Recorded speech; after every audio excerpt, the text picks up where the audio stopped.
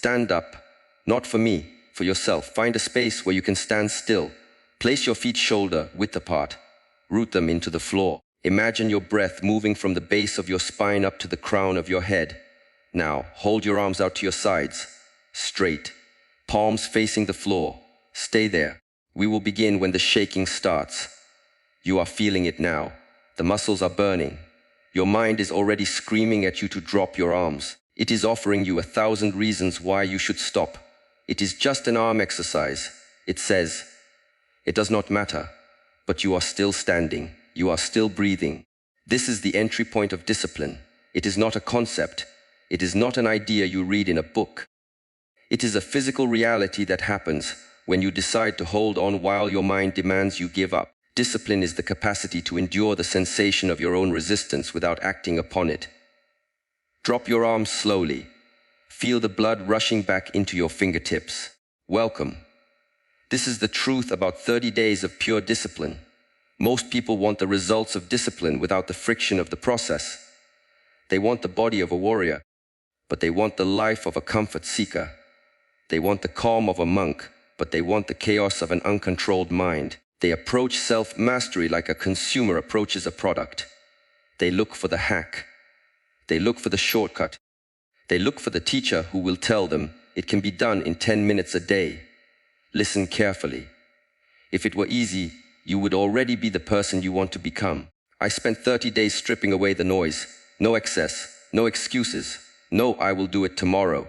And what I found was not a miracle. It was a mirror. You think you are scattered because the world is too fast. You are scattered because your attention is a leak. You are leaking energy to people, to apps, to fears, to arguments, to doubts. You are a vessel with holes in the bottom, and you are wondering why you cannot hold any power. Before the 30 days, I was the same. I thought I was busy. I thought I was productive. I was merely running in circles and calling it progress.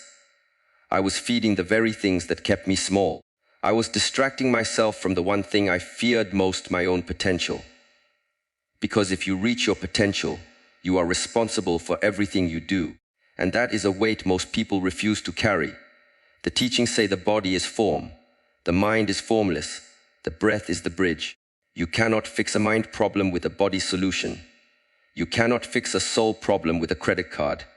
To change the result, you must change the root. In the first 7 days of this challenge, the hardest thing was not the physical training. It was the silence.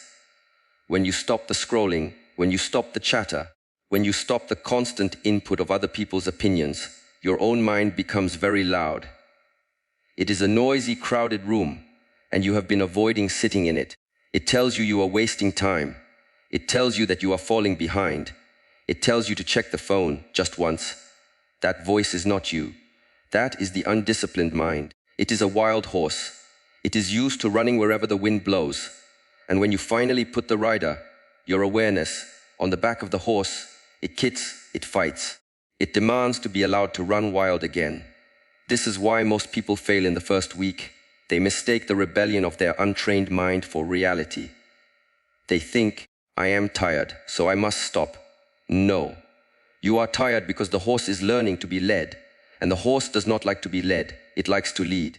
You have been a passenger in your own body for too long. Sit. Root yourself. Do not negotiate with the horse. Week 2 is where the ego begins to negotiate. This is the bargaining phase. Your mind will start to sound very intelligent. It will present you with legalistic arguments. It will say, look, you have already trained for 10 days. You have proven yourself. Why not take today off? You have a headache. You had a hard day at work. You deserve a break. You have done enough. Do not listen. The moment you negotiate, you have already lost. Discipline is not about doing it when you feel like it. Discipline is about doing it when the voice inside you says no. If you skip the day because you are tired, you are not resting. You are training yourself to quit. And your mind is a perfect student. It learns exactly what you practice. If you practice quitting, you become a master of quitting. If you practice showing up when you hate it, you become a master of your own spirit. Think of the times you have failed before. Was it a sudden catastrophe? No. It was a slow negotiation. It was one small exception that became the rule. Just this once. I'll start again on Monday. I don't want to be too extreme. These are the lies of the weak mind. The results are not in the mirror yet. The results are in the fact that your mind no longer has the power to command you to stop. That is the first true result. No. And the body answers, yes. That is the moment the horse begins to trust the rider. By week 3, the friction changes. It is no longer a fight. It is a state. This is where the discipline becomes nature. I stopped looking at the calendar. I stopped counting the days. When you are focused on the goal, the days are a burden. You are constantly measuring. How much longer? Is it over yet? When you are focused on the process, the days are the point. The day is the goal. I began to see the world differently. When I spoke with intention. I stopped saying things I did not mean. When I worked with precision. I stopped doing things that did not matter. When I felt fear, I did not act on it. I observed it, I watched it rise, and I watched it fall. This is the power of the 30-day container. It is not about the 30 door. It is about the container. You need a space in your life where you have absolute authority.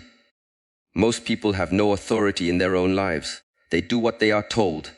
They react to what they see. They eat what they are sold. They feel what they are triggered to feel.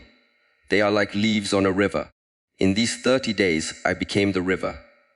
And the world noticed not because I told them, but because I was no longer leaking energy. People who thrive on your drama will leave because you are no longer participating. People who thrive on your weakness will leave because you are no longer available. This is the lonely result of discipline. Do not fear it. You are not losing friends. You are filtering your reality. You are discovering who you are when nobody is watching. And that is the only person who actually matters. Now, 30 days later, the results are not the external metrics. You did not become a different person. You became a more real version of the person you already were. The result is that I can sit in silence for 1 hour without the need to escape. The result is that I can handle rejection without becoming the rejection. The result is that I can face a failure and say, this is part of the path. The result is that I can face a failure and say, this is part of the path. The result is that I am no longer fighting the world. I am working with myself. You want to change your life. Stop looking for the 30-day shortcut. Stop looking for the magic diet, the magic routine, the magic coach. Go back to the root. The root is the mind, and you are the one who tends to the root. Tomorrow morning, 5 minutes. No phone, no coffee, no news. Sit, breathe, observe. Do not negotiate. Do not skip. Be the tree with deep roots. The path continues. Take care of your mind. Take care of your breath. And take care of yourself. Click subscribe if you are ready to stay on the path. Go now.